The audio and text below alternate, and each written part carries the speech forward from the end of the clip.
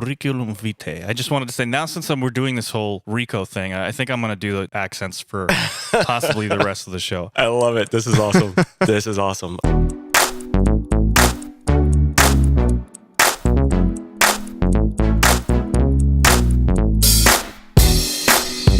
Thanks for tuning in to another episode of On Time. I'm very pleased to welcome a dear friend of mine as our guest. His name is Rico Suavebola. Actually, that's his Instagram handle. His name is just Rico.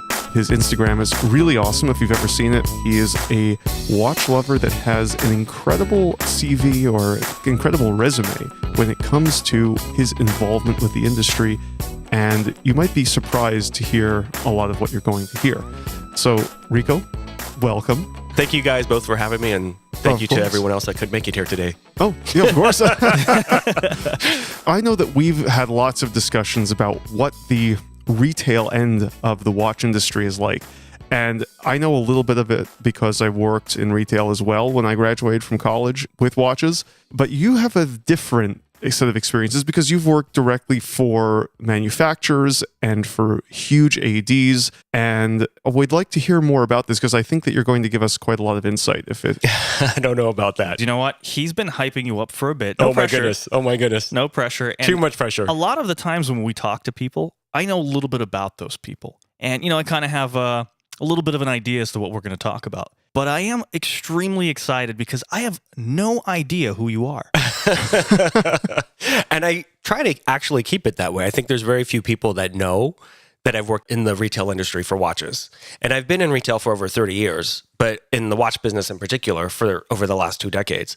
But there's only a handful of people on Instagram that I've actually reached out to and have reached out to me. And I've admitted to them, oh, just so you know, this is what I do. And they're like, what? I'm like, yes. But it's funny because I've met these people through Instagram. And that's been the unifying factor that's connected all of us. And that's what made Chase and I close friends as well. Nice. But the funny thing with Instagram is, I got to be honest with you, after 20 years in the watch industry is very stagnant. And it's the same model over and over again. You have the manufacturer and you have the authorized dealers. Yes. And now, as of more recently, you have manufacturers thinking, oh, well, we can open our own retail stores and make money. Well, no, you really can't. You're not doing it correctly. Some of them do. Some of them do. Some of the Swatch Group, yeah. Some of the Richemont, not so sure. But that's neither here nor there. But it's funny because it's one of those things where I just got so frustrated with the same BS on all ends. So when Instagram came out, and I started to see people do watch stuff on Instagram, and you see like Joe Blow from Long Beach. I'm not going to use Long Beach because I have good friends in Long Beach. And, they're posting pictures of their Timex and going on and on about how great their Timex is. I'm like, you know what? These are the people that I like. This is giving me new energy and refocus on my job because honestly, it's fun when you're an enthusiast, but when it's a job, It's a job. Yeah, sure.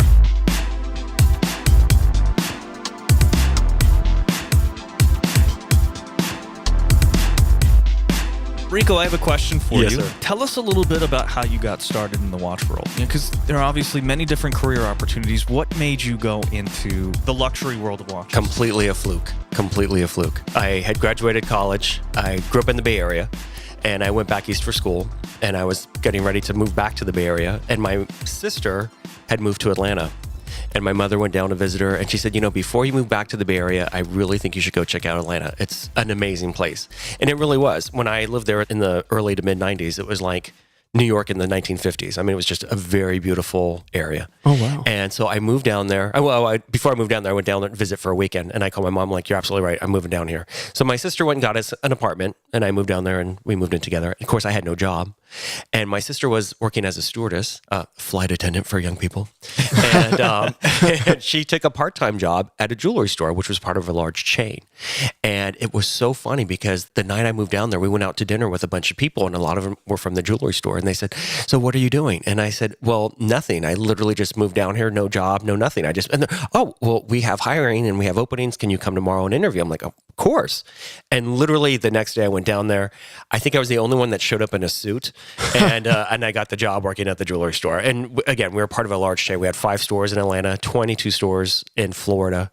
And my background in the Bay Area, my family had owned a china, crystal, and silver shop. So I grew up my summers working there, obviously. Okay. And they carried a lot of the same merchandise. So when I got in there and I knew everything they carried, I went from being the office guy to being the assistant buyer for tabletop for the company. Wow. Yeah. Wow. That's Quick quite a transition. jump. Yeah. Yeah, it was quite a jump. Yeah, but it was a Right. lot of fun. If we go a little bit more forward now to your experience working in brand boutiques. So you worked in brand-owned boutiques. I did. And this, I think, is interesting because traditionally, and I'll owe this expression to one of our former guests who doesn't want his identity disclosed or associated with the phrase, but I've said it to you many times, Rico. One of the major issues with the watch industry is that you, Mr. or Mrs. X, or Miss X, in almost every case, you're not the client of the watch company. You're the client of the watch dealer. Right. And the clients of the watch manufacturers are the dealers or distributors. You, the person actually purchasing the watch,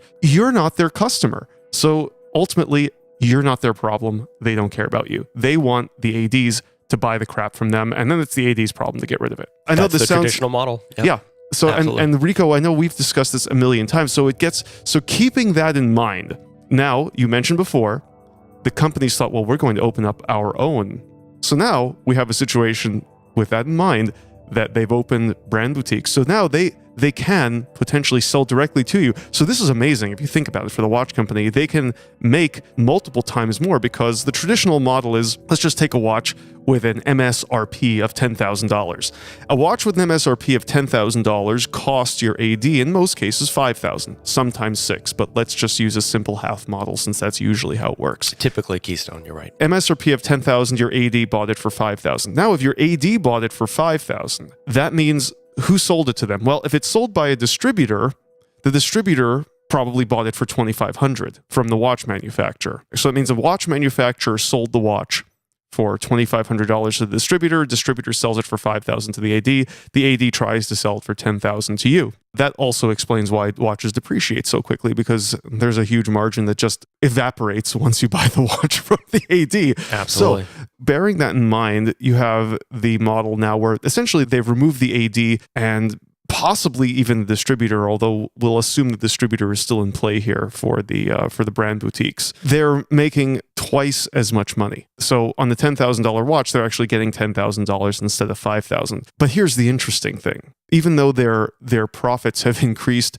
massively, you at the brand boutique actually, and I'm sure lots of our listeners have had this experience, I know I have, they will not give you the discount that the AD will. Not at all. And they're not allowed to. Not allowed to. You were in the brand boutique. Tell us more about this, because So without mentioning the brand, yeah, because it's a double-edged sword for myself right now, because I recently left the brand, and there were 30 of us that left the brand within 3 months. That clearly should say something to the brand about misappropriation with management, but whatever.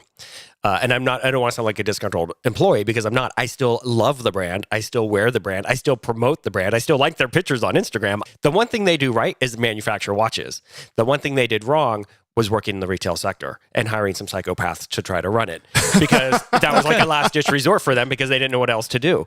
But the problem is you can't have an authorized dealer across the street from the manufacturer-owned dealer, because our hands are tied for discounting. But if you walked literally 5 minutes across the street to the other guy who's mom and pop reselling your same product, they would discount left and right. How does that happen? How does that whole idea sway with the people that are managing this? They look the other way, to be honest with you. Okay, I get that. I understand that. But you're basically shooting yourself in the foot. Absolutely. Look, these people are not children. They've gone through, hopefully, some kind of, okay. they have the mental capacity of children. Yeah, they do. Let's say physically they're not children. Okay, there you go. There you go. Most business schools, and I'm assuming that these people have gone to some kind of a business school, tell you to do the exact opposite of that. Starbucks is Starbucks for the reason of real estate. Obviously, there's a product there, but their product, just like McDonald's at this point, is not so much McDonald's, it's real estate. It's doing the research and finding out where your customers are and not cannibalizing other stores' customers. Right. And that's a logical thing. I mean, if you talk about this to a person that maybe hasn't gotten any type of business management training, they will, to a certain extent, kind of sort of be on the same page, right? Why would you take away something from yourself?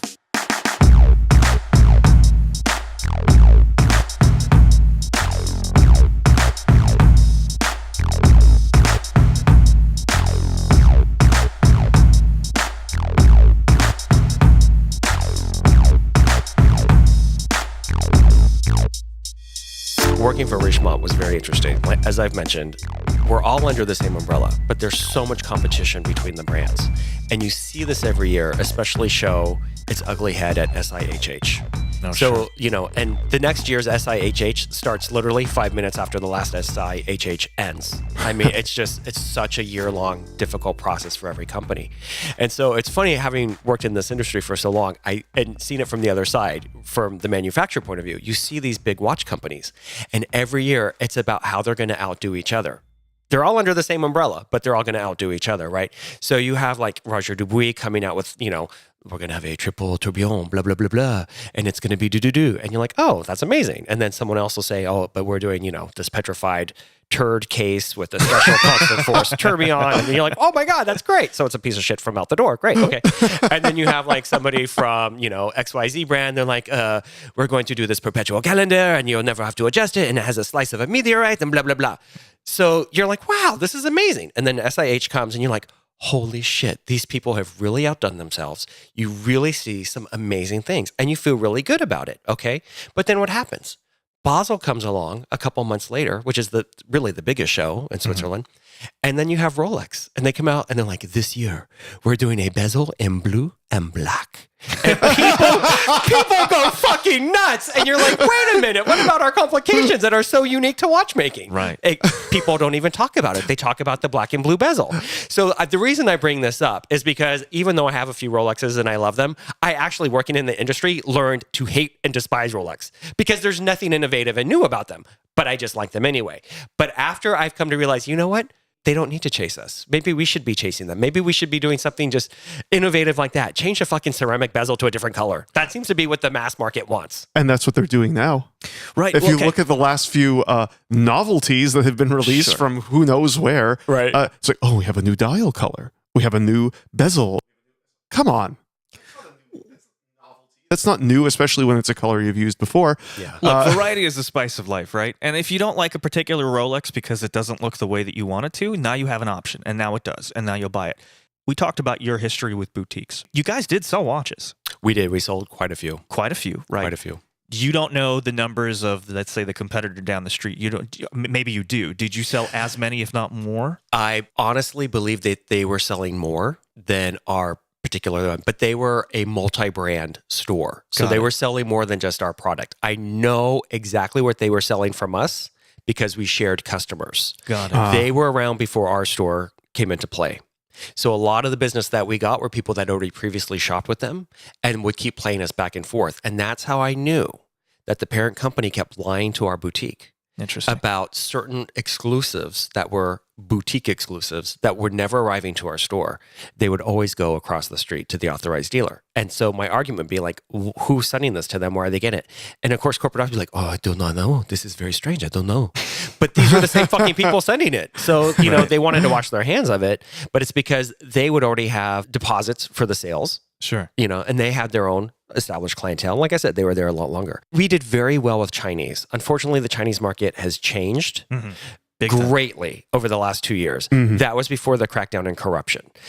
We would have Chinese people come in and they'd be like, this, this, this. I'm like, oh, you'd like to try this on? They're like, no, wrap it up. I'm ready to go. I'm like, oh, okay, stupid me. Yeah. Thank you. Yeah. Okay, great. Thanks. Thanks. I just paid my mortgage. Thank you very much. Right. So it's very strange. I mean, the clientele and the mentality was very different. And they had a voracious appetite for shopping, especially for watches. As you guys know, the biggest watch sales left Geneva for Christie's, and they were now doing them in Hong Kong. I mean, Right. Yeah. the Chinese changed the entire watch industry. Right. So it was very successful for all of us for a long time. I think now with the crackdown corruption, everybody is hurting in retail right now. Oh, yeah. That depend on the Chinese. Here in Southern California, obviously SCP is hurting. That's one of the major destinations for them. Las Vegas as well. I don't know what to say. I mean, it's something that we need to turn around. But I think what happened was a lot of these markets started to turn and focus just on the Chinese client. And you started to forget that there's the regular clients like myself that I also am a shopper. I'm not going to buy something that's a constant force tourbillon. I might love it and drool on it while I'm in the store, but I need something more affordable. And I think they've kind of forgotten that. But there's a few brands that I see, and I point back to IWC. They are doing lower price points, which I think some people in the forums were complaining about. But honestly, I think it's good for them. I see it's affected their business in a positive way. I don't mean this to any offense to you, but Rico, I agree with what you're saying. And IWC should have low price points. That is its history. It's history because it's a 2824, 2892. No. What I mean is IWC's history as a company. It was founded on cheaper labor in Switzerland and providing a cheap, good value product. Right. It was a tool. Right.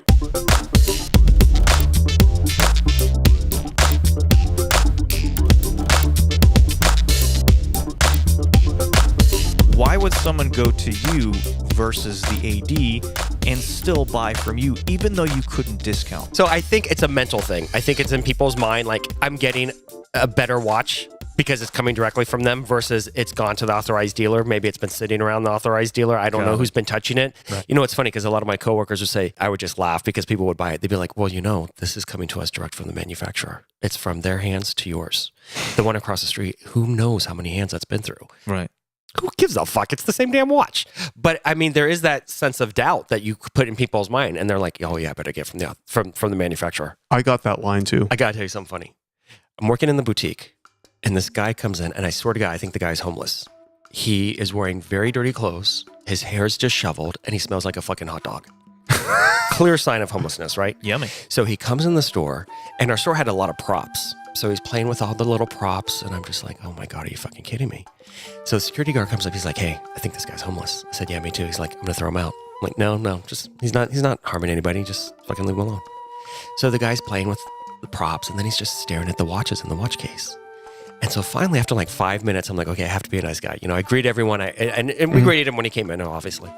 So I said, sir, you kind of keep staring at the watches. What's going on there? He says, well, he goes, I've always been amazed that this brand can sell a 2824 for $5,000 and a 7750 for $6,000.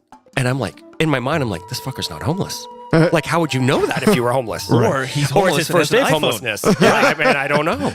So, and he has this really strange accent. So I'm like, where are you visiting from? And he goes, well, actually, I'm from England. He goes, I'm here part of a tour. They've lost our luggage. I'm like, okay, it's all starting to come together. I'm like, but you reek like hot dog. And he's like, oh, my wife and I just had some hot dogs outside, blah, blah, blah. And I'm like, oh my God, okay. And it's funny because the company I worked for, they did not train us about watches. Mm-hmm. They assumed because I'd already worked in the watch industry, I knew everything about watches. That's a fallacy because you've not trained me on your brand. Sure. Right. So this guy's talking about the 7750 and he's like, you know what that is, right? I'm like, yeah, it's in like half my watches. I love the 7750.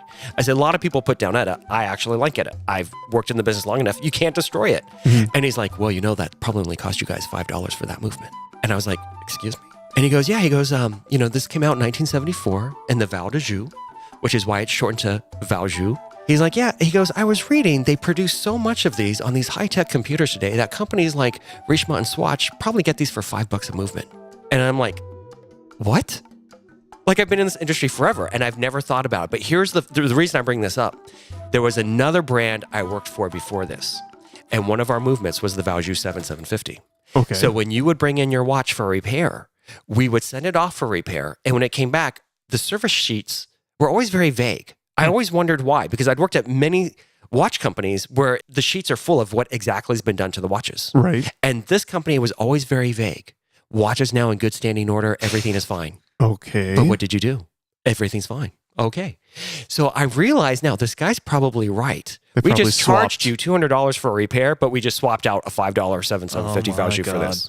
Well, to be fair, I highly doubt that they cost $5. Right, well, but here's the thing. You are paying like $10 million a pop for them, but you're getting that $5 million. According to this homeless English guy who really was not homeless, he's saying you're buying them in $10 million increments, but it allows you to buy them at $5 a pop. And I'm like, yeah, it's a scale. I've never thought of that, but okay, it makes sense. Yeah. Maybe, but I still doubt that they can be produced because even the assembly requires so much labor, But they're not buying them assembled. They're buying them in bits and pieces and they're assembling them. That's why most people don't understand that most watch companies are just assemblers. I wrote an article not too long ago, and I put in the article, sorry, with all due respect, you're not a watchmaker. You're an assembly person. And a collector that I respect massively, he's been on the show. He said, you're going to piss some people off. You got to be careful. And I kind of thought about that. I was like, you know what? I got to take his advice. Well, I think I got to take his advice. I respect him, and he's been doing this for so much longer than I have. And then I kind of thought to myself, and I was like, screw it. I'm going to leave it because this is what I think they are. And I said, listen, with all due respect, I'm not saying you're a bad person, but I think your title is a little skewed. You are not a watchmaker. These companies are getting these eboches. Ebosh. Yes. I don't know why I said that in a Swedish accent. But,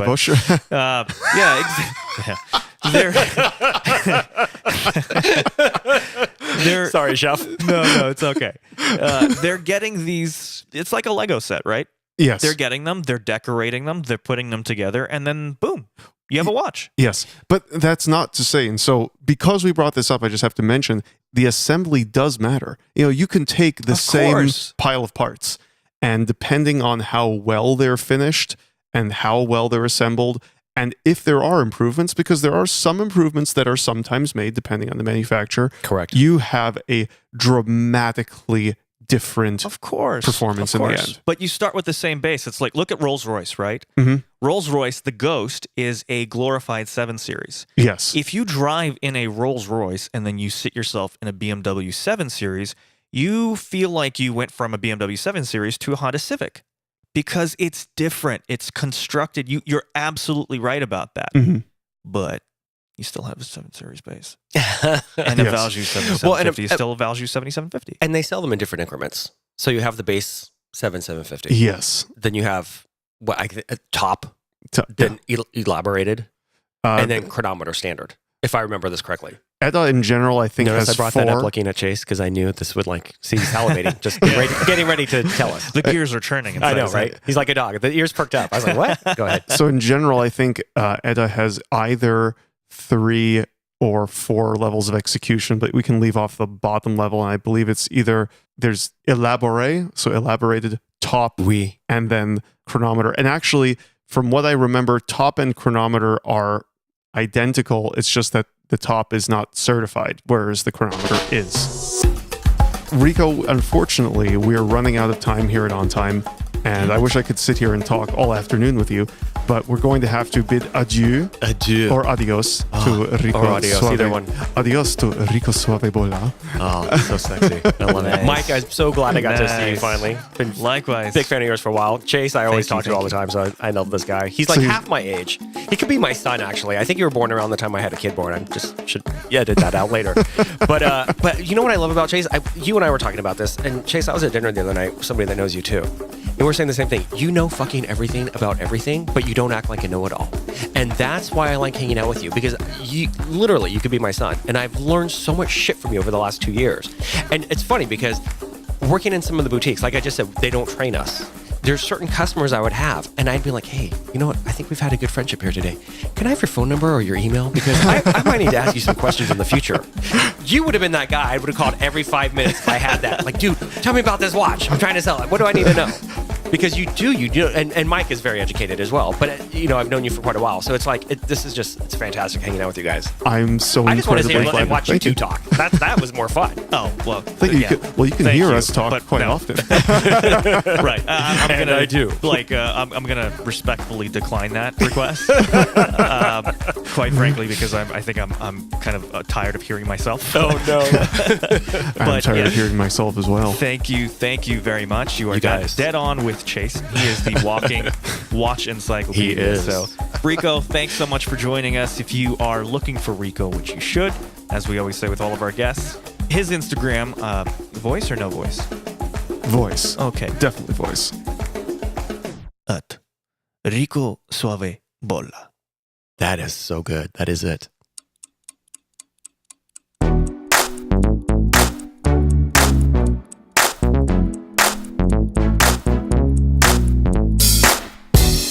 This episode of On Time was recorded and engineered by Michael Senderovich with supervision by Tim Haviyama. Team OTP is Kenshu Production and Savada and Dune on social media. Our theme song was composed and recorded by Hubie Wang. For the entire OTP team, This is Mike. And this is Chase. Thank you for listening to On Time.